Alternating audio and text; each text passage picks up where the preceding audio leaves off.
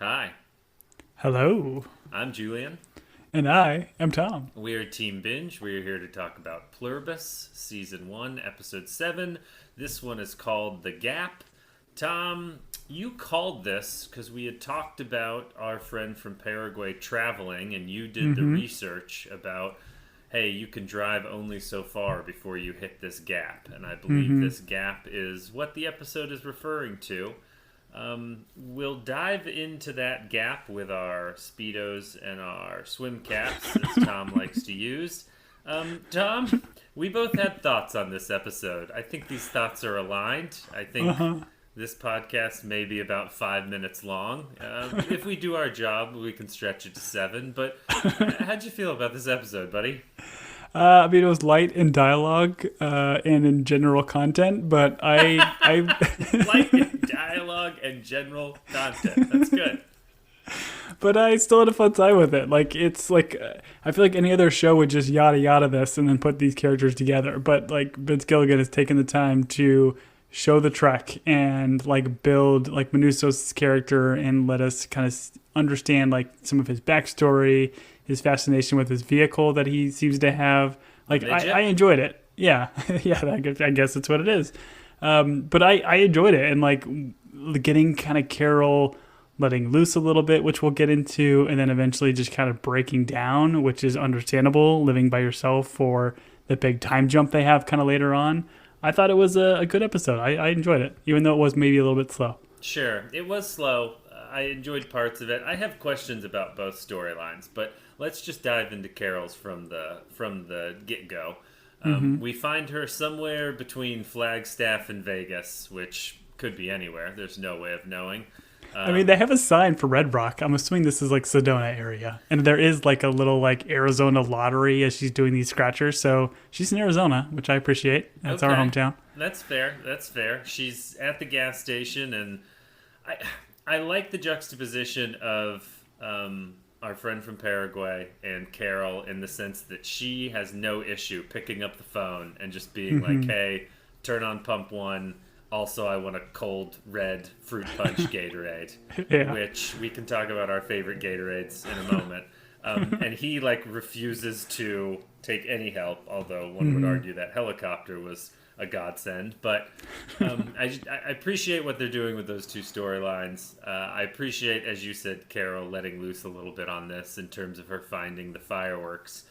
Tom, if you were to order a drink at a gas station that was going to be flown in a la drone, which Hmm. had the right weight on it this time and didn't wrap itself around a light post, which we do get a glimpse of in this episode, which I I was love. so glad you caught that. Yeah. What are you calling in, Tom?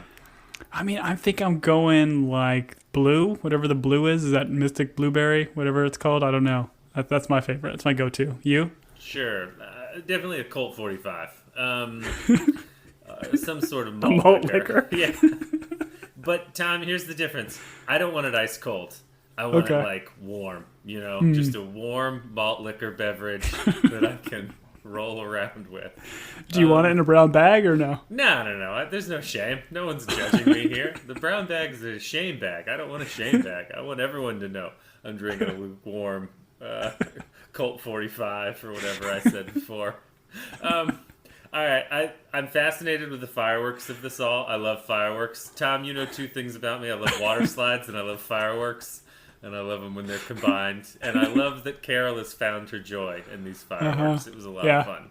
I like how she's sitting there waiting for a Gatorade or telling them to do better because I guess it wasn't cold enough, and then she hits the 10,000 jackpot. That was pretty great. Yeah, yeah, yeah. Scratcher time for her. And part of the show is just kind of like, hey, how much of like the joy of life is taken away when you can't Right. share it with other people or when it's Mm-hmm. meaningless? Like you get the jackpot on a scratchers because you have, all the scratchers in the world, and it just doesn't mean much. She does do a little celebrating, but I appreciated all of this, and we do get a sense of timeline here because by the time she's in the cul-de-sac, the first go round, we're at Mm-hmm. almost 13 days, and this is.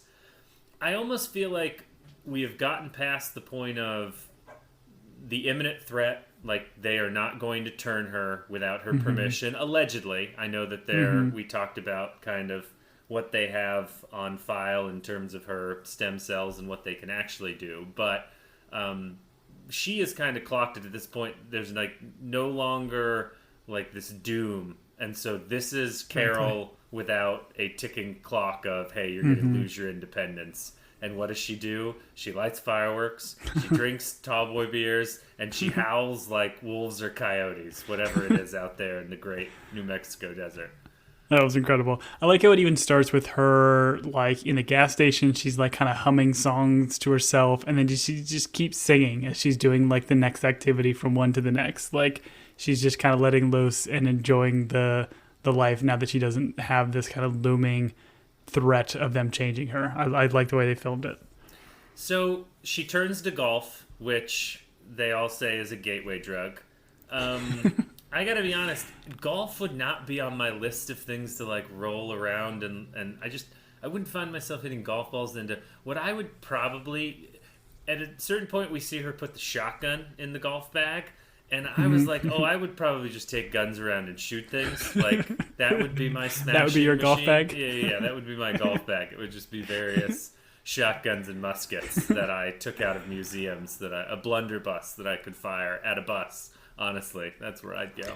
Well, so it's funny. So, like, before this episode even aired, I got a Blue Sky message from, I'm going to butcher this name. It's like Shasasi.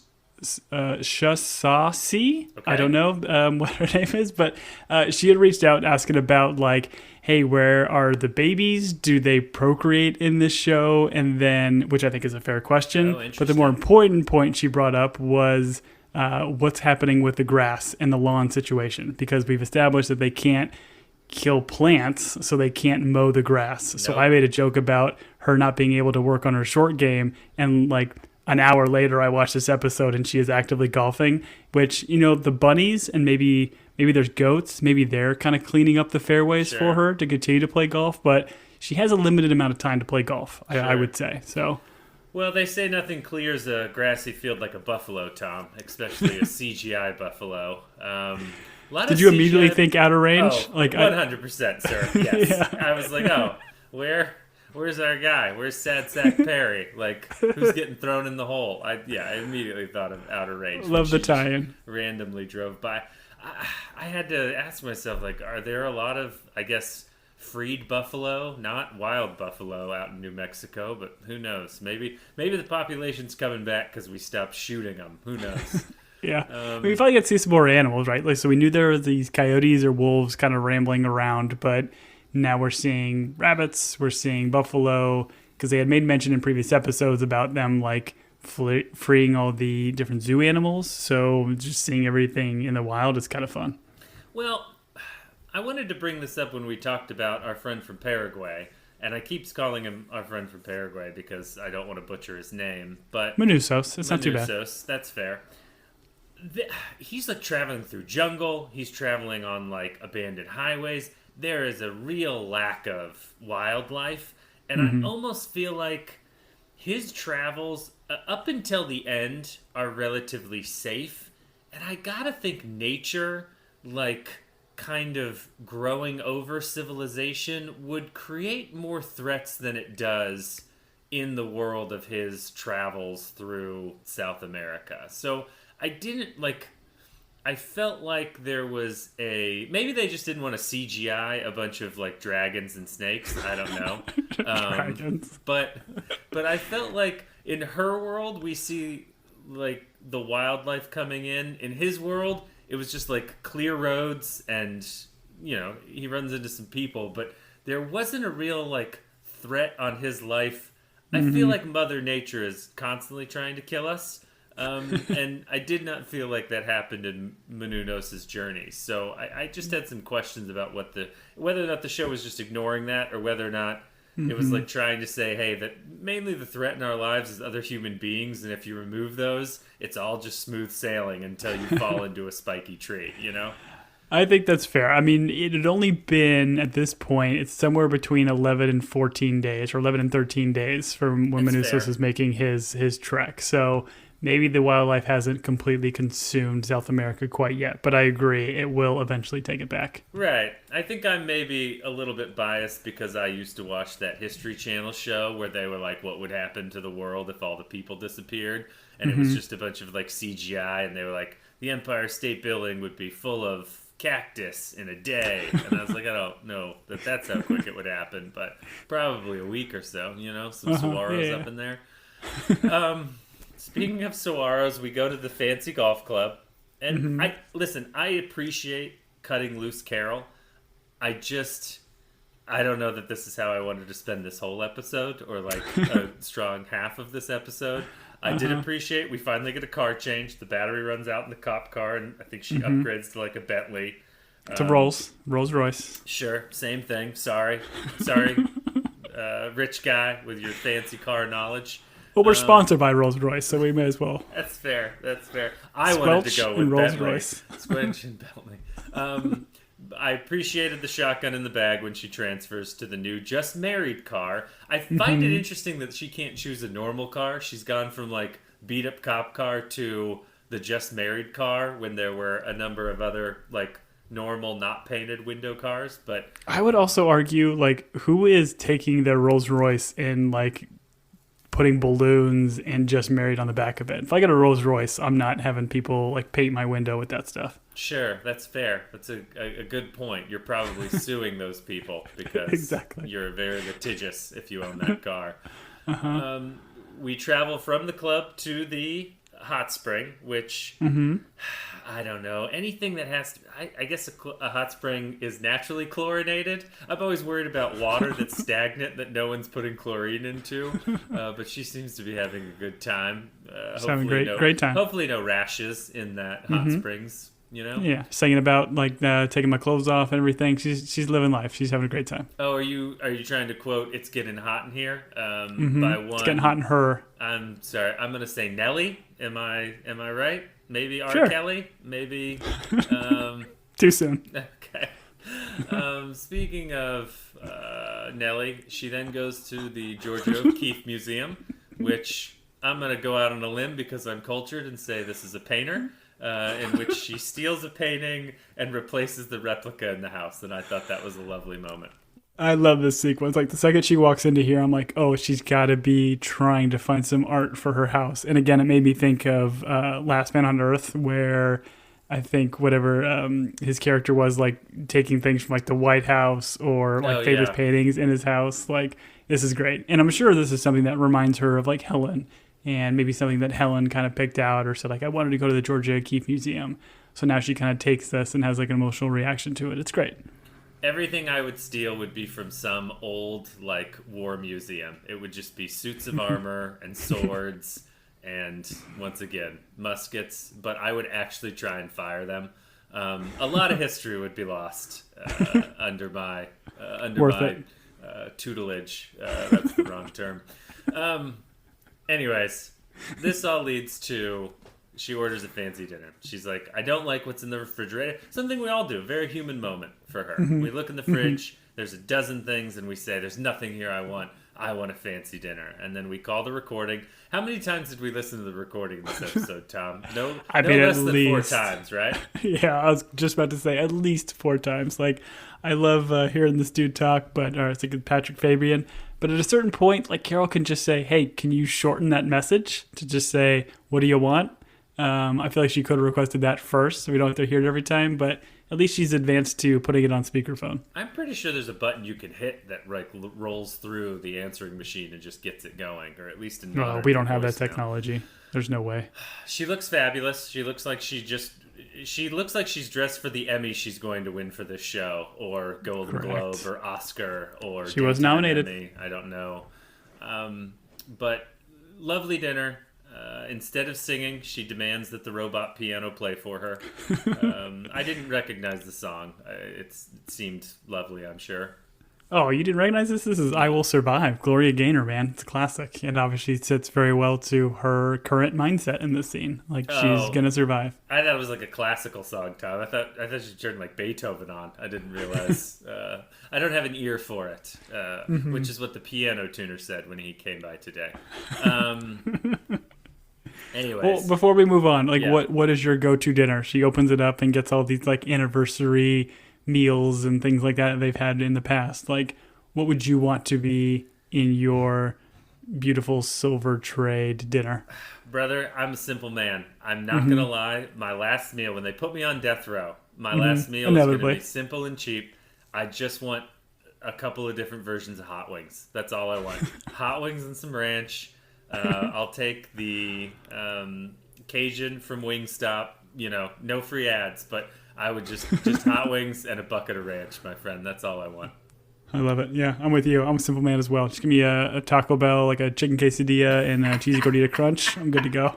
All right, ours are on two different levels. Like, you tried to relate the two of us. No. Wings are classier than Taco Bell, my friend. I disagree. I want a Baja Blast as well. You want one of those Baja Blast pies that existed for half a second. That's what you Exactly. want. Mm-hmm. Okay, I love it. That's as fancy as we get. You should have said like beef Wellington or something. Instead, you said Taco Bell. But hell's that? To each their own. I have no idea.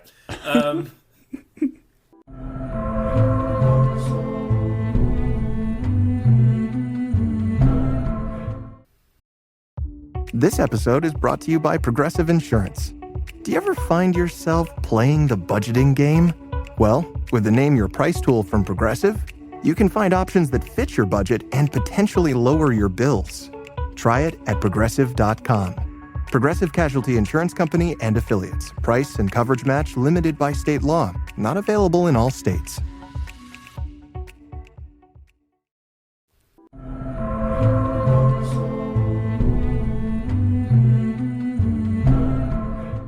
So, we'll finish with Carol, but let's go over to our boy Manusos. Thank you for I got you. Paraguay. Did you realize he was teaching himself English during this journey? Like, how long did it take you to catch on that he wasn't just saying gibberish? Yeah, I watched a YouTube video from our guy Think Story On how to that does some English? on how to learn English. I've been working on it for a long time, still struggling. But yeah, the Think Story does some really great YouTube videos on kind of recaps for these shows, and he had kind of mentioned when Menudos like took this from his house wherever he was and put this in the car. It was like a book on tape series. So now seeing him kind of like using these to learn English wasn't necessarily too surprising for me because I got that call out from the previous episode. I can definitely remember blowing off college Spanish and getting close to the final and like panicking and buying Rosetta Stone and playing that CD. This will age me a little bit. Playing that CD and learning absolutely nothing and scraping by just barely. So I've got a lot of respect for a guy that can who can travel through multiple countries in dangerous places in a convertible, no less. And learn English at the same time. Kudos impressive. to him. And kudos in Paraguay obviously means kudos. So, actually it means granola bar, I think, because we used to have them in the house growing up. I love those. All right. I appreciate the version of the world that he lives in, where he is taking no help from anyone. We see him walking with his empty tank of fuel. And the guy pulls up next to him, and he's like, hey, man, you should really drink some water. Like, you lose 5%. I loved all this. Honestly, I was a little afraid when this episode started. It was, like, rated, I don't know, TV mature for violence. He carries that machete around. I was really worried he was going to start taking people's arms off, like the Dutch in the Congo. Like, I was worried. But he never turned to violence, which is good on him. Yeah. I mean, he was a little bit violent to some vines and stuff later on when he gets to the Darien Gap. But I like it. They give him the thing like, hey, if you're in trouble, just wave to the sky. And he kind of looks up since we already know that these 11 or 12, 13, whatever they are all being watched by these Predator drones. Oh, yeah. I'd forgotten about the Predator drones. But this not episode armed. Definitely not armed, just watching. Just watching. Always watching, judging. Judging, watching. Just wave to the sky. I appreciate that he's paying for everything. So this guy sees the world returning back to normal. So he's like a Lannister. He's always paying his debts, or he's collecting them or something. He's also learning English, and he's driving a car called a midget. There's other connections to make there. But siphoning gas just seems like the worst. Paying for it seems honestly worse after you have to siphon it. But so this guy sees a future where things return back to normal. That's what I gather from this.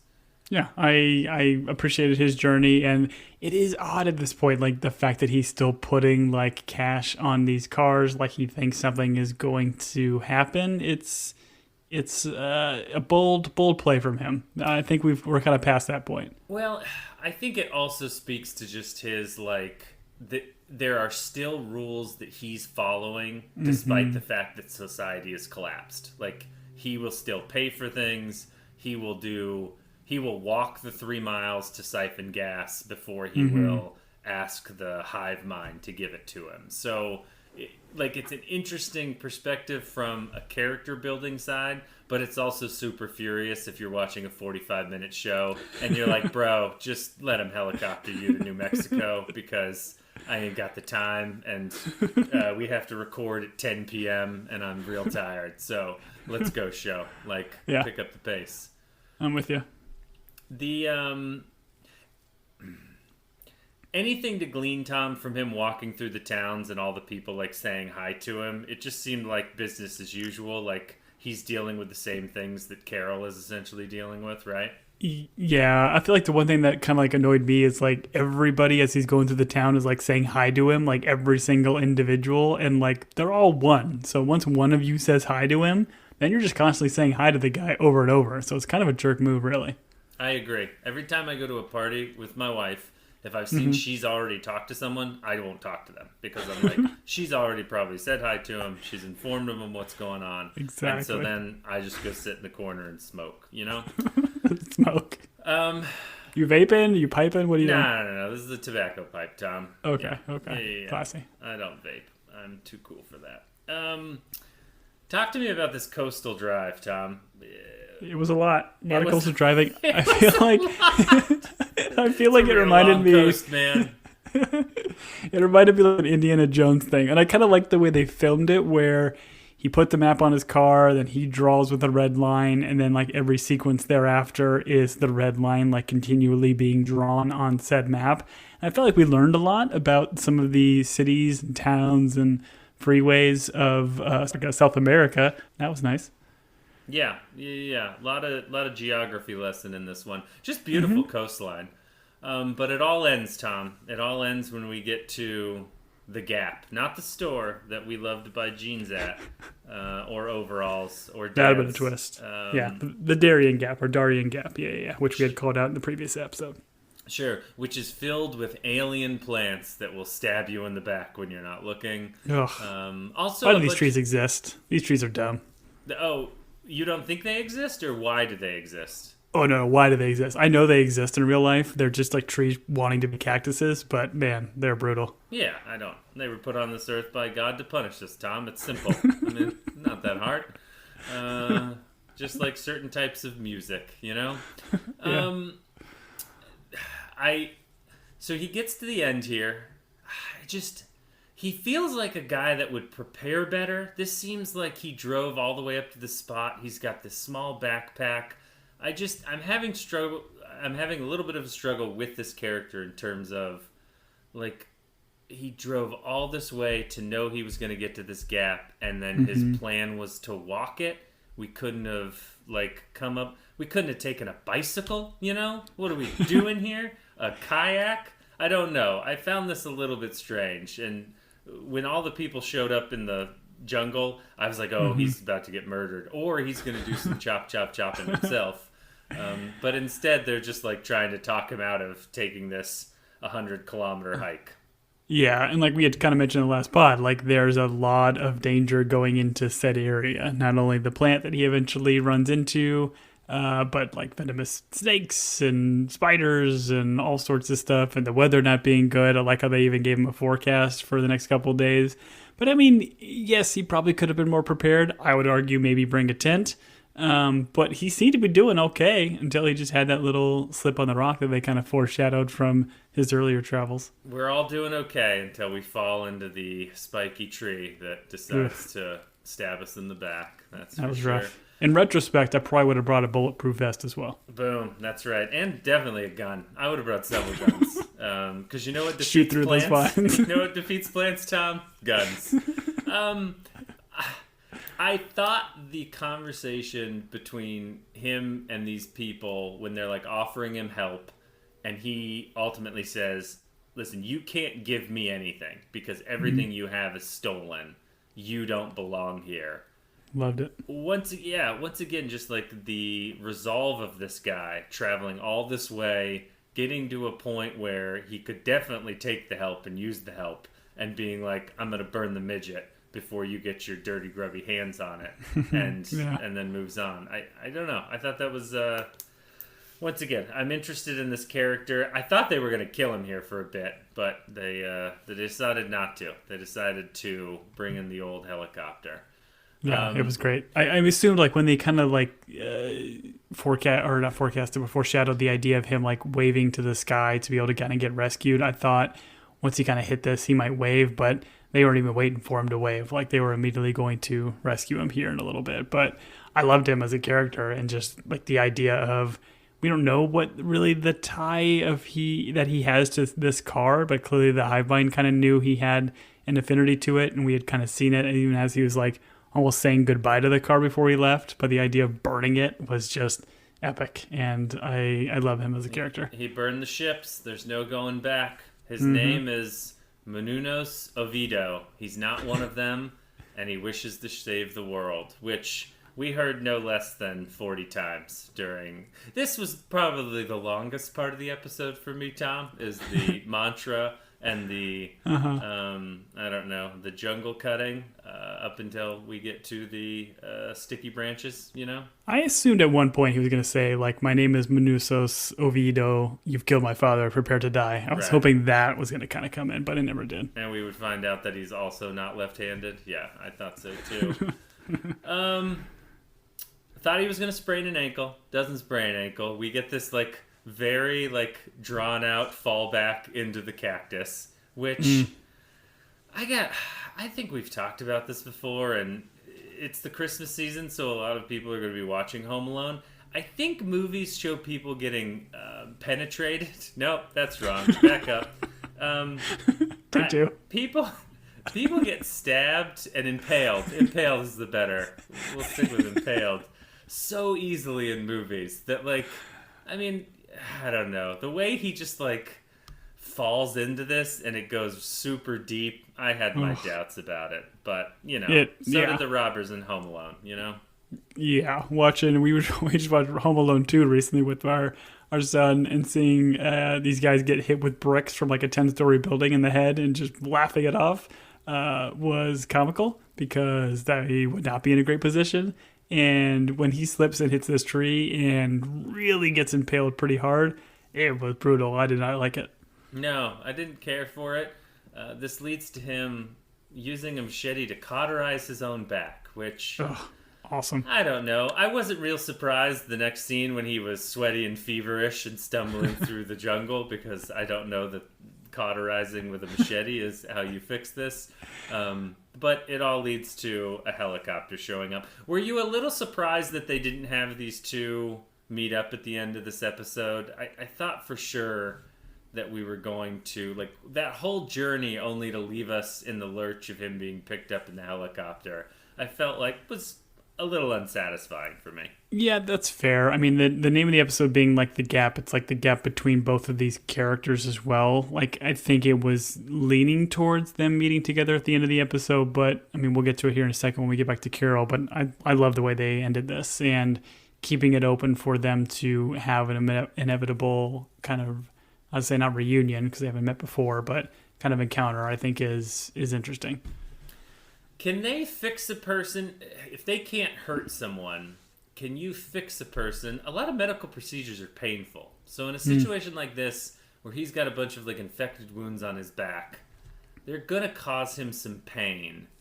Can they do that regardless because they're saving his life? What's the rule there, Tom? And I'm asking you as someone who recently joined the Hive Mind. That's a very fair question. Like, we don't know. Like, what we've kind of concerned or discerned from the previous episode, that is they can't take like Carol's or anybody else's stem cells unless they agree to said procedure, because said procedure would make them uncomfortable. But if Manousos is like unconscious, is that a loophole for him and they can just do what they need to do to make him better because he won't feel anything?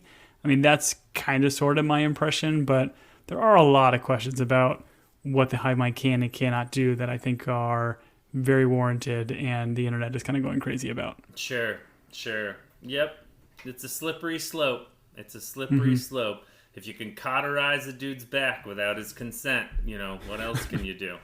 Who knows? All right, let's finish up with Carol, and we do it, as you pointed out, a time jump. So we go like a month in advance. It's like 48 days somewhere along there, and Carol is working on her window pane game. I don't know, what is this? Is this long game? Is this short game? What is this, Tom? You golf, I don't. I mean, it's not short game. She's not like putting or chipping. I would start like maybe her approach game. She's kind of maybe working on the 100 yards and in, which is some of the hardest shots in golf. But I mean, very impressive. She's breaking windows like in tight groups. She's doing great.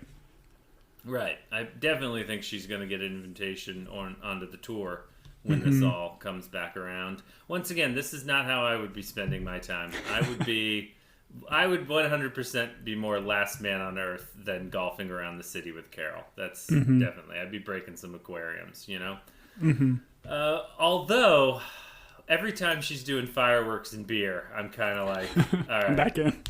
Carol might be my spirit animal, And like you had mentioned in the beginning, like when she sets up the circle of fireworks and you do the light, like long or wide shot, and you see the drone still stuck in the light post. Just brilliant editing. Yeah. The strength of this episode, I thought, came down to this moment where she is sitting in the circle of giant fireworks. One falls over and is pointed at her, and she has... Hold on, did it fall over, or did she set this up? I wasn't sure. I didn't rewind and look at this. I believe it fell over by chance. Okay. And she looks at it and essentially comes to the conclusion of, death might not be so bad. So rather than stepping in and stopping it or doing anything, she just like Russian roulettes it, and it happens to miss and set the house on fire. But she's doing so much in this show, but watching that kind of work through of, you're kind of like, okay, move out of the way. Like, move out of the way, move out of the way. And then she deliberately makes the choice of, if this is my time to go because of stupid firework that I set up, and she's so lonely, we see that in the end of this episode, that she just lets it happen. I thought this was a very interesting moment of the most interesting moment of the whole episode, really. Yeah, no, I agree. It's like the utter desperation of her, just like, okay, if this is how I go, this is how I go. And I would argue doesn't seem like a great way to go. I'd find another way than getting faced with the firework. But yeah, she stands her ground. I did kind of think it might turn out more like a Scott Sterling thing, where that firework just bounces off of her dome, and then she falls over and another one goes off and bounces off of her dome. And it's just Scott Sterling, Watch those YouTube videos, everybody. Fantastic. My kids love them. All right. This all leads to her painting the cul-de-sac.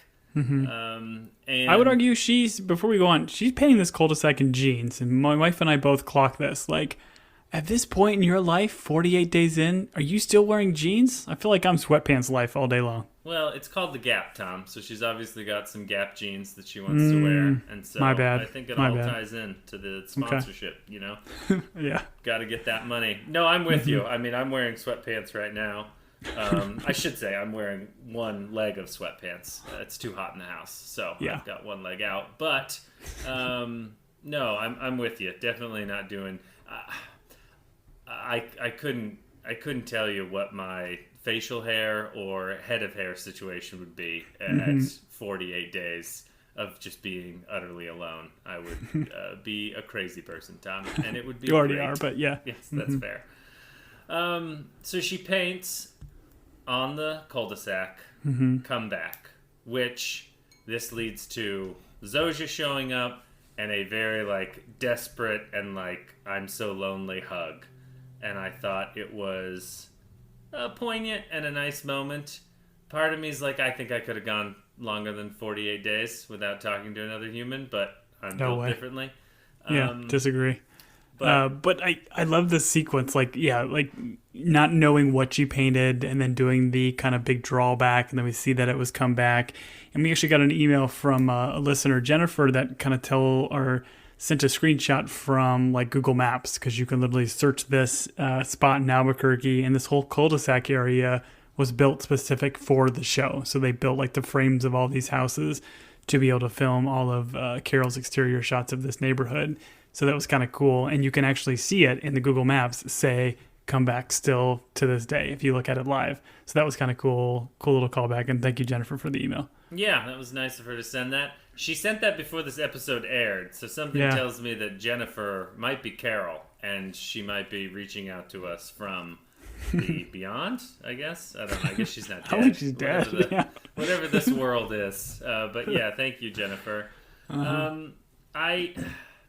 I thought this episode, with the like desperation of Carol at the end, and also watching our friend from Paraguay, how he handles people, just like what it's like to be in community as a human, and like what matters and what doesn't, and that moment of her being like, I'm gonna let this firework take me to the great beyond, and then the next day essentially a cry for help of I need like some human interaction, whether or not it's a hug, whatever it is.